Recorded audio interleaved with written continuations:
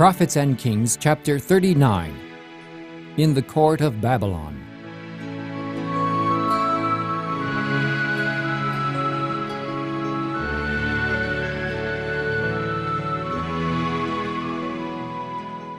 Among the children of Israel who were carried captive to Babylon at the beginning of the 70 years' captivity were Christian patriots, men who were as true as steel to principle, who would not be corrupted by selfishness, but who would honor God at the loss of all things. In the land of their captivity, these men were to carry out God's purpose by giving to heathen nations the blessings that come through a knowledge of Jehovah. They were to be His representatives. Never were they to compromise with idolaters. Their faith and their name as worshipers of the living God they were to bear as a high honor. In this they did. In prosperity and adversity, they honored God, and God honored them. The fact that these men, worshipers of Jehovah, were captives in Babylon, and that the vessels of God's house had been placed in the temple of the Babylonish gods, was boastfully cited by the victors as evidence that their religion and customs were superior to the religion and customs of the Hebrews. Yet, through the very humiliations that Israel's departure from Him had invited, God gave Babylon evidence of His supremacy, of the holiness of His requirements, and of the sure results of obedience. And this testimony He gave, as alone it could be given, through those who were loyal to Him. Among those who maintained their allegiance to God were Daniel and his 3 companions, illustrious examples of what men may become who unite with the God of wisdom and power. From the comparative simplicity of their Jewish homes, these youth of royal line were taken to the most magnificent of cities and into the court of the world's greatest monarch. Nebuchadnezzar spake unto Ashpenaz, the master of his eunuchs, that he should bring certain of the children of Israel, and of the king's seed, and of the princes, children in whom was no blemish, but well favored and skillful in all wisdom, and cunning in knowledge and understanding science, and such as had ability in them to stand in the king's palace. Now among these were of the children of Judah Daniel, Hananiah, Mishael, and Azariah.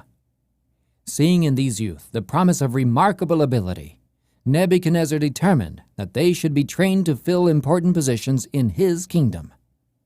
That they may be fully qualified for their life work, he arranged for them to learn the language of the Chaldeans, and for 3 years to be granted the unusual educational advantages afforded princes of the realm.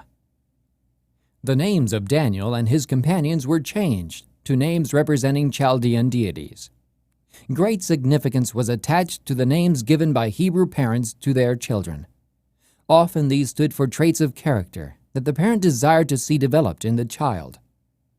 The prince in whose charge the captive youth were placed gave unto Daniel the name Belteshazzar, and to Hananiah of Shadrach, and to Mishael of Meshach, and to Azariah of Abednego.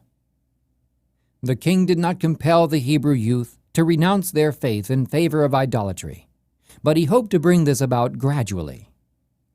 By giving them names significant of idolatry, by bringing them daily into close association with idolatrous customs, and under the influence of their seductive rites of heathen worship, he hoped to induce them to renounce the religion of their nation and to unite with the worship of the Babylonians.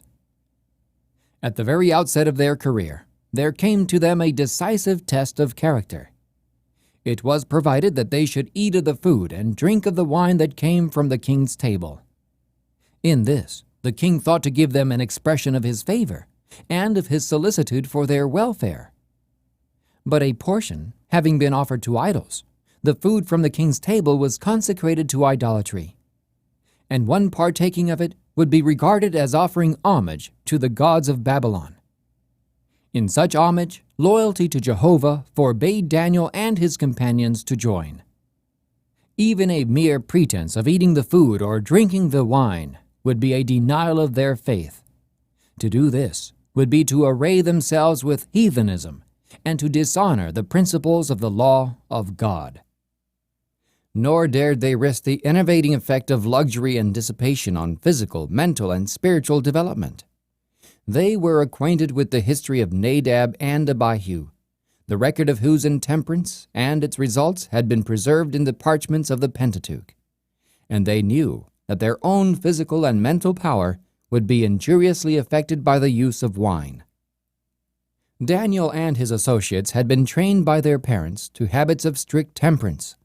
They had been taught that God would hold them accountable for their capabilities, and that they must never dwarf or enfeeble their powers.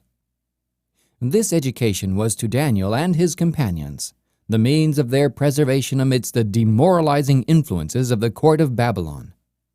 Strong were the temptations surrounding them in that corrupt and luxurious court, but they remained uncontaminated. No power, no influence could sway them from the principles they had learned in early life by a study of the Word and the works of God. Had Daniel so desired, he might have found in his surroundings a plausible excuse for departing from strictly temperate habits. He might have argued that dependent as he was on the king's favor and subject to his power, there was no other course for him to pursue than to eat of the king's food and drink of his wine. For should he adhere to the divine teaching, he would offend the king and probably lose his position and his life. Should he disregard the commandment of the Lord, he would retain the favor of the king and secure for himself intellectual advantages and flattering worldly prospects. But Daniel did not hesitate.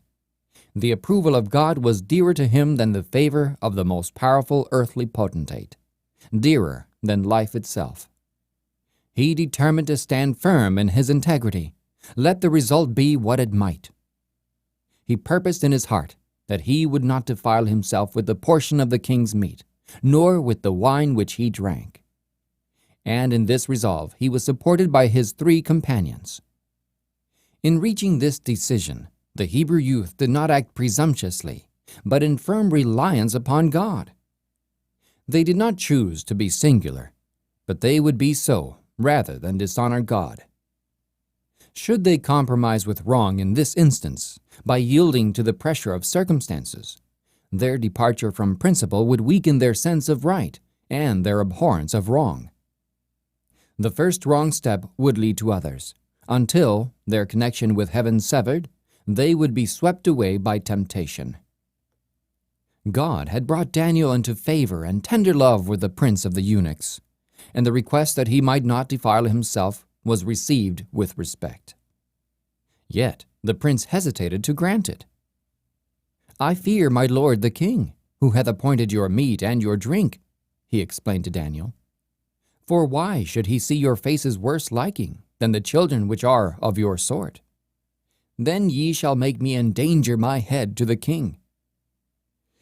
Daniel then appealed to Melzar, the officer in special charge of the Hebrew youth, requesting that they might be excused from eating the king's meat and drinking his wine. He asked that the matter be tested by a 10 days' trial, the Hebrew youth during this time being supplied with simple food, while their companions ate of the king's dainties.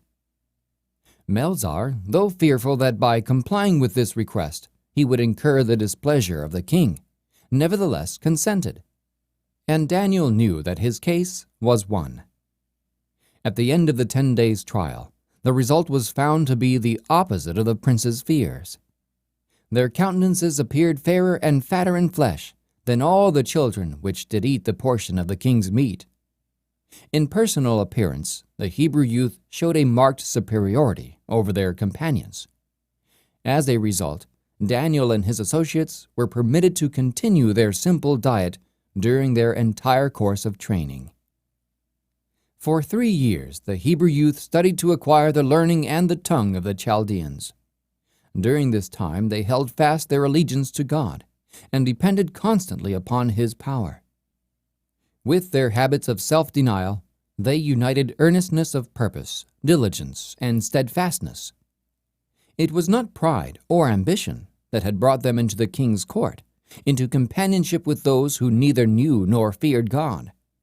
They were captives in a strange land, placed there by infinite wisdom. Separated from home influences and sacred associations, they sought to acquit themselves creditably for the honor of their downtrodden people and for the glory of Him whose servants they were. The Lord regarded with approval the firmness and self-denial of the Hebrew youth and their purity of motive, and His blessing attended them. He gave them knowledge and skill in all learning and wisdom, and Daniel had understanding in all visions and dreams. The promise was fulfilled, "Them that honor me, I will honor." As Daniel clung to God with unwavering trust, the spirit of prophetic power came upon him. While receiving instruction from man in the duties of court life, he was being taught by God to read the mysteries of the future and to record for coming generations, through figures and symbols, events covering the history of this world till the close of time. When the time came for the youth in training to be tested, the Hebrews were examined with other candidates for the service of the kingdom. But among them all was found none like Daniel, Hananiah, Mishael, and Azariah. Their keen comprehension, their wide knowledge, their choice and exact language testified to the unimpaired strength and vigor of their mental powers. In all matters of wisdom and understanding that the king inquired of them, he found them 10 times better than all the magicians and astrologers that were in all his realm. Therefore stood they before the king.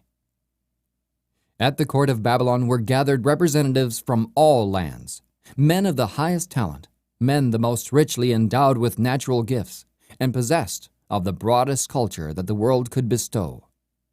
Yet among them all, the Hebrew youth were without a peer. In physical strength and beauty, in mental vigor and literary attainment, they stood unrivaled. The erect form, the firm elastic step, the fair countenance, the undimmed senses, the untainted breath, all were so many certificates of good habits, insignia of the nobility with which nature honors those who are obedient to her laws.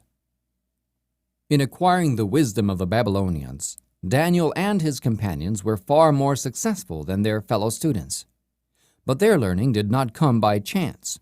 They obtained their knowledge by the faithful use of their powers, under the guidance of the Holy Spirit. They placed themselves in connection with the source of all wisdom, making the knowledge of God the foundation of their education. In faith they prayed for wisdom, and they lived their prayers. They placed themselves where God could bless them. They avoided that which would weaken their powers, and improved every opportunity to become intelligent in all lines of learning. They followed the rules of life that could not fail to give them strength of intellect. They sought to acquire knowledge for one purpose, that they might honor God.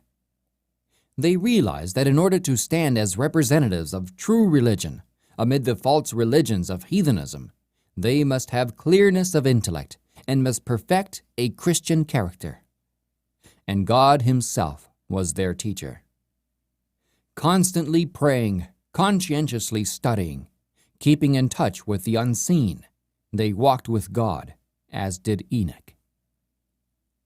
True success in any line of work is not the result of chance or accident or destiny. It is the outworking of God's providences, the reward of faith and discretion, of virtue and perseverance. Fine mental qualities and a high moral tone are not the result of accident. God gives opportunities. Success depends upon the use made of them. While God was working in Daniel and his companions to will and to do of His good pleasure, they were working out their own salvation.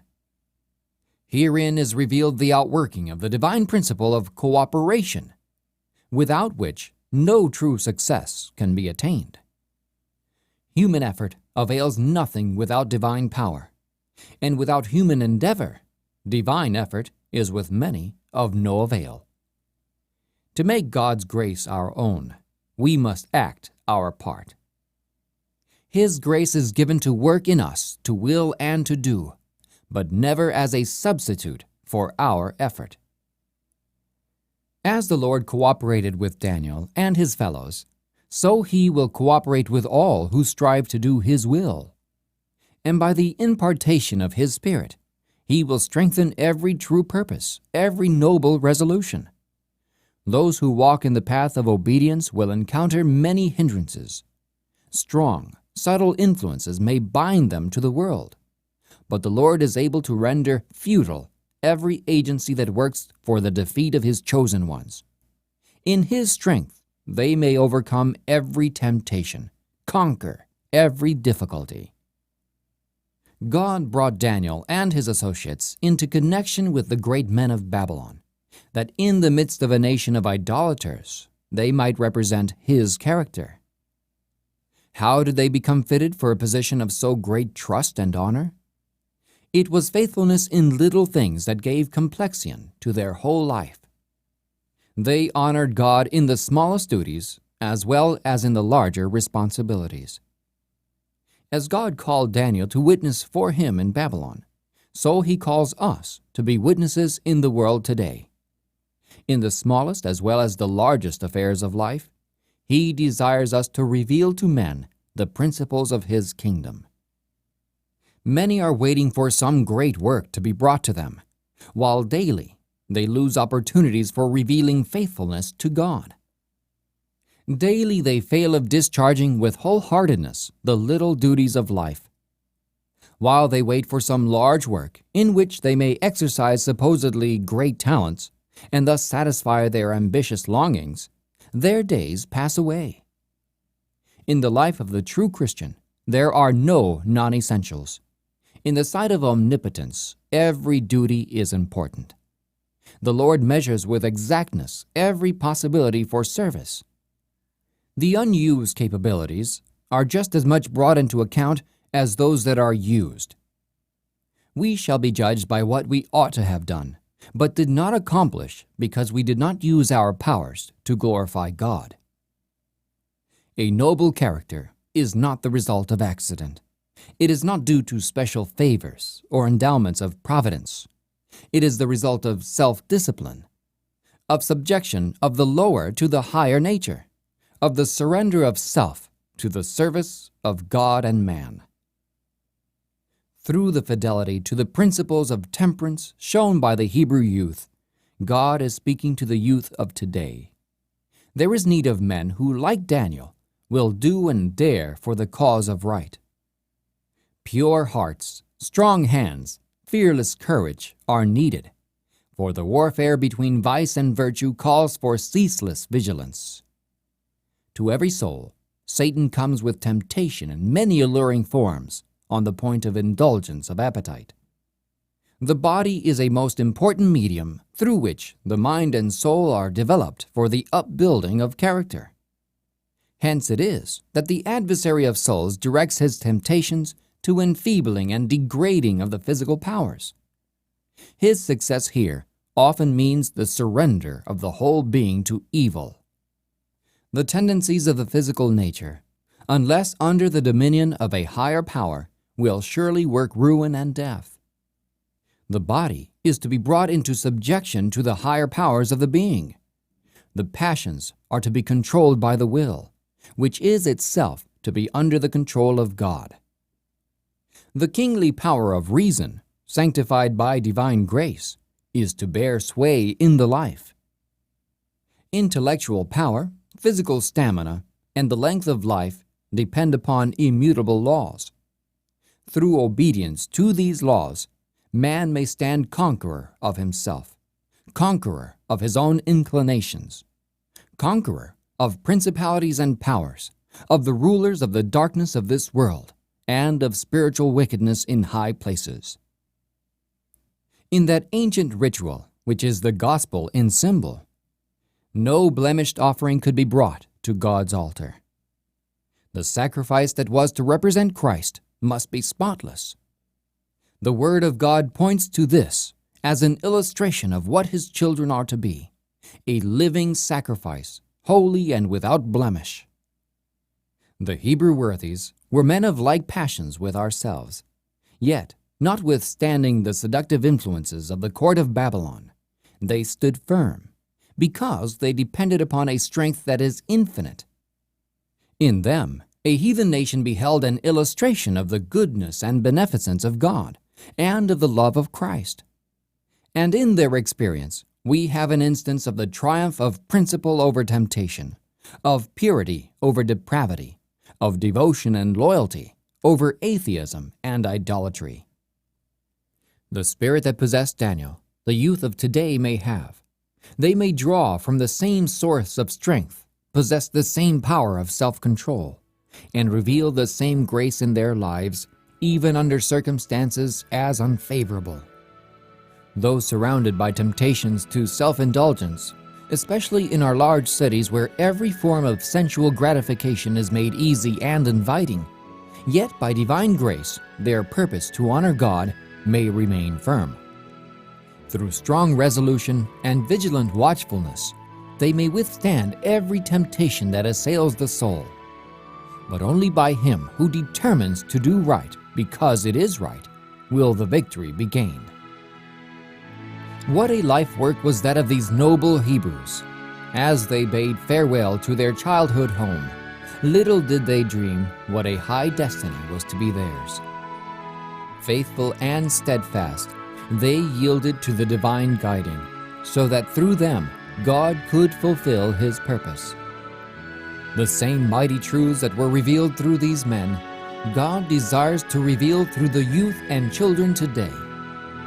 The life of Daniel and his fellows is a demonstration of what He will do for those who yield themselves to Him, and with whole heart seek to accomplish His purpose. The end of chapter 39 of Prophets and Kings.